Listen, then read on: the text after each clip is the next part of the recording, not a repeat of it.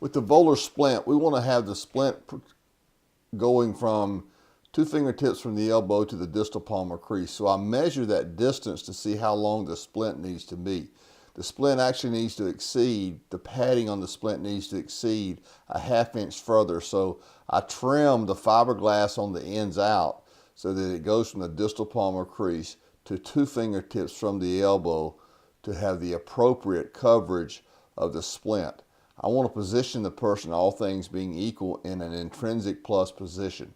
So we dip it in water and we'll place that, wring it out, and then dry the splint, roll it up into a towel, and get all the water we can out of it.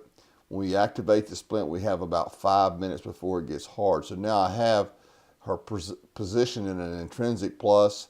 The padding is cut away. The padding is to the patient.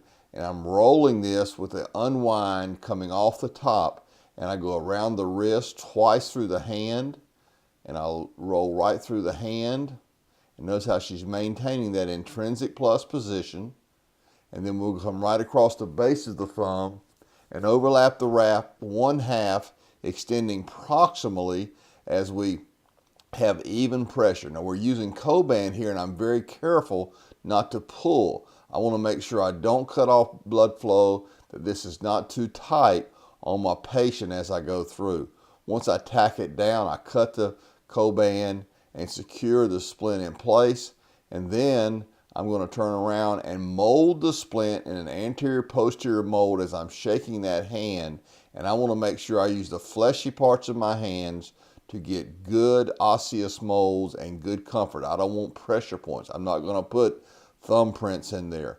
And then finally, I'm checking neurovascular status to check sensation, circulation, motor function, and look at all that. I readdress the splint to make sure that there's no contact points, no pressure points, and making sure that the patient is comfortable, they understand how to take care of that, and then I can inspect that splint and I can see the position and the way it is, doing a good job securing my patient.